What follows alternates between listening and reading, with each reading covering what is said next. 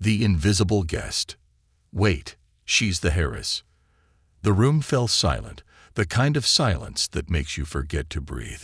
Every eye turned toward the woman in the navy blue uniform who had been quietly refilling champagne glasses moments earlier.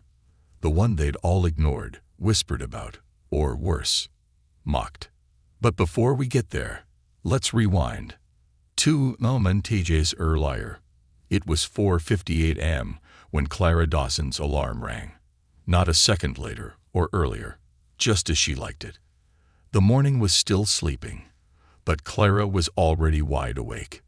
She stretched slowly, her bones quietly protesting, and rose from the twin bed in her tiny Bronx apartment. Her studio was small, just a room, really, with a kitchenette and a single window, but she kept it cleaner than a 5-star hotel. As she padded over to the window, she smiled at the soft glow on the horizon. Another day, she whispered to herself. Let's see what the world has planned. She didn't know the world had planned everything. Clara, 29, lived a life that most people didn't notice.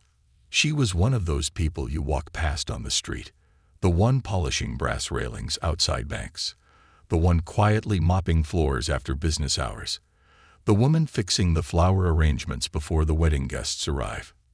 Invisible. Her schedule was precise. Monday to Wednesday, she cleaned at upscale law firms in Midtown. Thursdays, she worked at a private mansion on the Upper East Side, 3 floors, 2 staircases, and 0 eye contact. Fridays were for event prep, parties, auctions, and the kind of gatherings where the rich dressed up to drink wine they couldn't pronounce. It was exhausting, but Clara was unshakable, because she wasn't just cleaning to survive. She was waiting. 6 years ago, Clara had been a different woman. Smart, sharp, head of her class in business school. Her dreams were big. She wanted to create a startup that helped disadvantaged youth build financial literacy. But then her grandmother got sick. No family left to help. No insurance. No choice. She dropped everything to become her caregiver. Sold her laptop, then her car. Moved to the Bronx. Worked odd jobs. She thought it would be temporary. Her grandmother died 3 years later. Clara was left with $42 in her account and a box of old letters. No one came to the funeral. No one called to check in. But Clara never broke. Not really. She believed that someday all of this would matter. That her choices, though invisible now, would one day shine like gold. It was a Friday night when everything started to change. Clara had been called for a last-minute shift at the Harlington estate, one of those sprawling Long Island homes with security gates bigger than some houses. The event, a fundraising gala for young global leaders, an annual soiree filled with young millionaires and fake humility.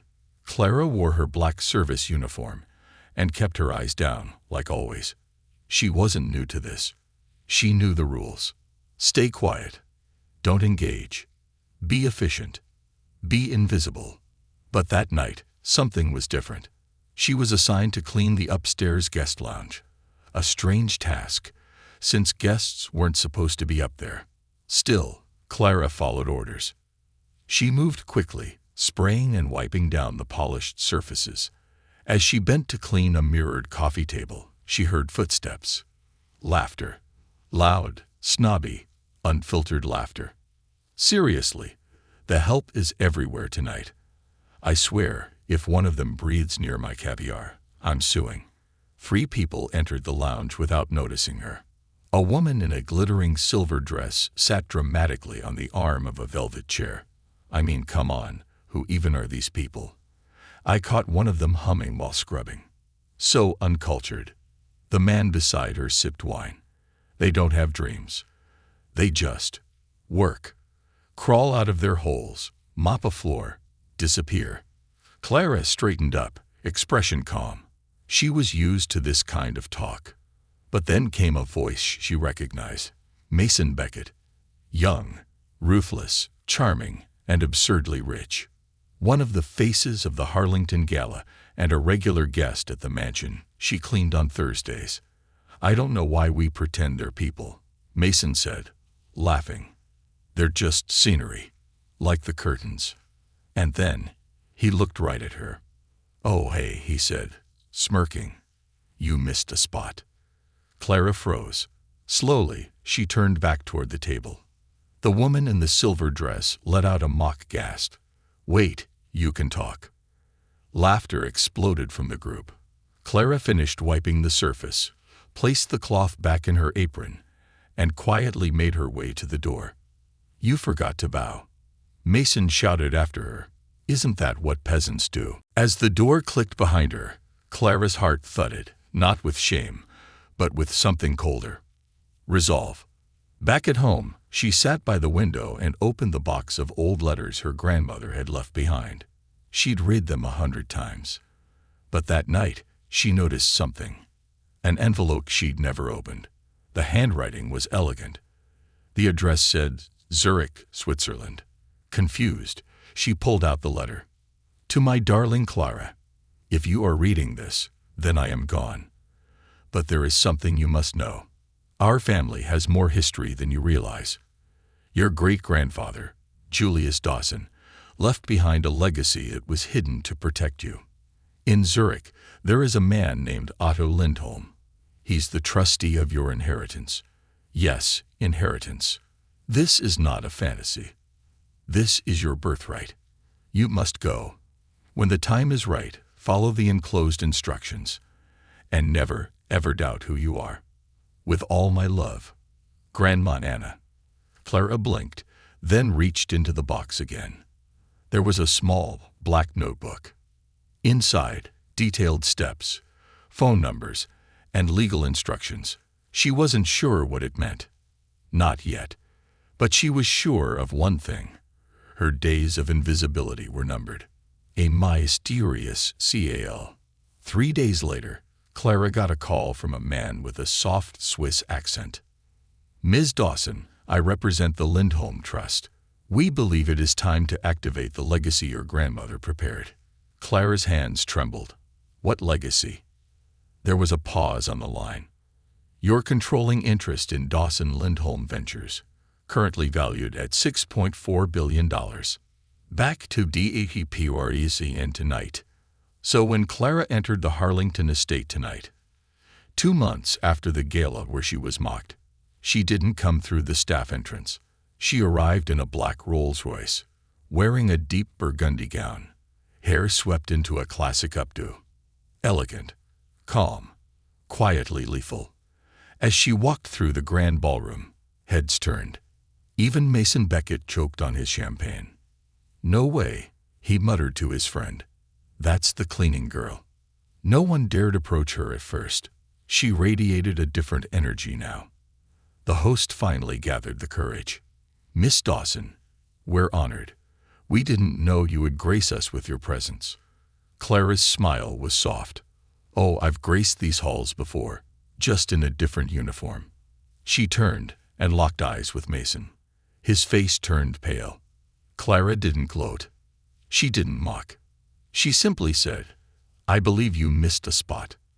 And just like that, the balance of power shifted forever. The rise of Clara Dawson.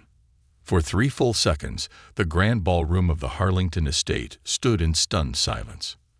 And then, whispers, like waves crashing quietly against the walls. She was the cleaner, right? No, she is Clara Dawson, the Dawson Lindholm Harris. She owns, like everything now, tech, pharma, even private aviation. Clara stood still in the center of it all, calm and poised. Not because she was used to attention, but because she'd spent years in silence, watching, learning, preparing. She had nothing to prove, but she had everything to do. The morning after, Clara didn't wake up in the Bronx anymore. She lived on the 42nd floor of a Central Park luxury tower in a penthouse filled with soft light, elegant furniture, and silence. But not the lonely kind. She rose early as always, 5 o'clock a.m., no alarm needed. Habits like that don't change overnight, no matter how many zeros appeared in her bank account. Clara moved through her morning calmly. A pot of fresh French press coffee, a quick jog on the balcony treadmill. Then she sat with a notepad, yes, paper, listing her daily goals. Even as a billionaire, Clara liked structure. It was her anchor. Because sudden wealth, she discovered, was like a tidal wave. It looked beautiful from the outside, but it could pull you under if you didn't brace yourself. The world's stability is knocking. It took exactly 24 hours after the gala for Clara's inbox to flood. Investment firms, fashion brands, real estate agencies, family members she'd never met. Even the Harlington estate sent a polite message. "We'd be honored to host you for brunch, Ms. Dawson." But Clara wasn't interested in small talk or champagne-soaked brunches. She had plans, big ones, and the first item on her list, reclaiming her grandmother's forgotten legacy. The roots of power. The Lindholm Trust sent her a full historical file. It turned out Clara's great-grandfather, Julius Dawson, had once co-founded a tech company with a quiet Swiss investor named Eric Lindholm. The company had faded from public view decades ago, operating under parent groups and shell companies, but it never stopped growing. Clara now held controlling shares in a major cybersecurity firm, a pharmaceutical company specializing in rare diseases, a logistics network with AI-driven delivery systems, and an education platform used in 14 countries. But it wasn't the numbers that moved her, it was the potential. This money, this power, could do something. Not for yachts, not for private islands, but for people like her, people who had been ignored, stepped on, laughed at. Finding her voice. Clara didn't want to become a headline.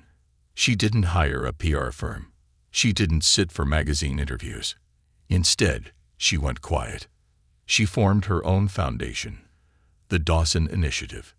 Its mission: support and uplift invisible workers, caretakers, cleaners, home nurses, delivery drivers, those who kept society moving, but were rarely seen.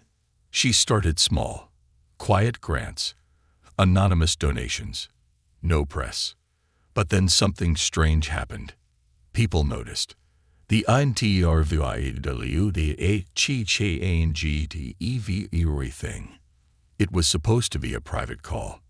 A young journalist named Lena Moore had requested an off-the-record conversation to understand the mystery billionaire funding underground clinics in poor neighborhoods. Clara agreed. On one condition: no photos, no titles, just listen to the story. They met at a public library in Queens, the same one Clara used to visit as a girl. The interview lasted 2 hours. Lena, clearly moved, asked one final question. Why now? Why stay hidden? Clara paused, then said, "Because I know what it's like to be invisible. And I also know that kindness doesn't need a spotlight. It just needs action." That one line made it into the article. Within a day, it had over 12 million views. Suddenly, Clara Dawson wasn't just a billionaire. She was a symbol. A familiar name. The more Clara tried to focus on her work, the more the world tried to pull her back into the spotlight. And then came a name she hadn't thought about in weeks. Mason Beckett. He reached out, not through a public channel, but through a hand-delivered envelope. Inside was a short, handwritten note. "Clara, I owe you an apology. I was ignorant, cruel, and blind to the person in front of me. If you'll allow it, I'd like to meet, for real this time. Mason." She stared at the letter for a long time, and then smiled. The CQONDME. They met at a quiet cafe, not far from where Clara used to clean windows. No paparazzi, no PR teams, just two people, face to face. Mason looked different, nervous even, not the smug socialite from before. "I wasn't raised to be that guy," he said, "but I became him anyway. And I'm sorry." Clara studied him. "Why now?" He shrugged. "Because your story woke something up. Made me think about what I'd done with my privilege. I thought I earned everything. But I was born halfway up the ladder. Clara nodded. We all have ladders. Some of us just have to build our own from scratch. They talked for over an hour. She didn't forgive him completely. Not yet. But she didn't walk away either. Sometimes change starts with conversation. The return to the Upper East Side. A week later, Clara returned to the mansion where she once scrubbed chandeliers. Only this time, she wasn't holding a mop. She was there to buy it. The longtime owner, a reclusive businessman, had listed it quietly. Clara had her reasons. Not to live in it. Not for revenge. She planned to convert it into the Dawson Center for Domestic Workers, a free training, support, and legal aid center for maids, janitors, nannies, and others like her former self. The deal closed within 48 hours. And then, the gala. 3 months after her first appearance as Harris, Clara received another invitation. Another gala. Another Hampton estate. But this one had a twist. They wanted her to speak. She almost declined. She hated attention. But something inside her whispered, "This time, you don't speak for yourself. You speak for all of us." So she agreed. The speech each that shook the room. Clara stood at the podium in front of over 300 powerful people, many of whom had no idea how to pronounce her name just months earlier. She wore a simple black dress. No jewelry. Just her voice. "My name is Clara Dawson," she began. "Some of you may know me from the headlines, others from the shadows." She paused. 3 years ago, I scrubbed these floors while others spilled champagne. I was the girl no one saw. But I saw you. I listened. I remembered. The room shifted. Silence. Shame. Curiosity. I'm not here to shame you. I'm here to remind you. Wealth is not a trophy. It's a tool. And we decide what we build with it. She looked into the crowd. To everyone who's ever been mocked, dismissed, or ignored, you are not less than. You are not broken. You are building. Applause thundered across the room. It wasn't just respect. It was awakening. The woman, she became. Clara Dawson didn't just rise. She lifted others as she rose. She used her billions to rewrite the rules. She created support systems, funded small businesses, helped families, rebuilt neighborhoods. But more than that, she made people see. And maybe that's the greatest power of all. The legacy of a once invisible woman. Clara Dawson stood at the top of a stage that didn't exist 3 years ago. Behind her, the bright silver letters read, "The Dawson Center for Dignity and Labor." Before her, a sea of faces, nurses, single mothers, janitors, former nannies, young students, volunteers, all gathered beneath the spring sun on the front lawn of the newly renovated East Side mansion, now transformed into a sanctuary of purpose. And somewhere in the crowd, just behind the velvet ropes and beside the camera crews, was a man in a blue velvet jacket. Charles Whitmore. Clara didn't even flinch when she saw him, because she had become the kind of woman you couldn't shake, couldn't rattle. She had once been on her knees scrubbing his marble floors. Today, she was building institutions of hope, with his name nowhere in sight. AFULCRTLA. The crowd quieted. Clara adjusted the microphone, took a breath, and began with words few billionaires had ever spoken. "I used to be invisible," she said, not metaphorically, literally. "I was the one who refilled the water jugs, wiped down your fingerprints, and vanished before you returned from lunch." Soft laughter rippled through the crowd, gentle and knowing. I remember scrubbing floors while overhearing conversations about investment portfolios, vacation homes, and whether the caterers were using the right brand of caviar. Her eyes twinkled as she paused. I remember being called a human mop at a party I was paid to clean. I remember being laughed at when I knelt to clean up spilled champagne. She let that moment hang. But I also remember something else, she continued. That no matter how invisible people tried to make me feel, I never stopped seeing myself.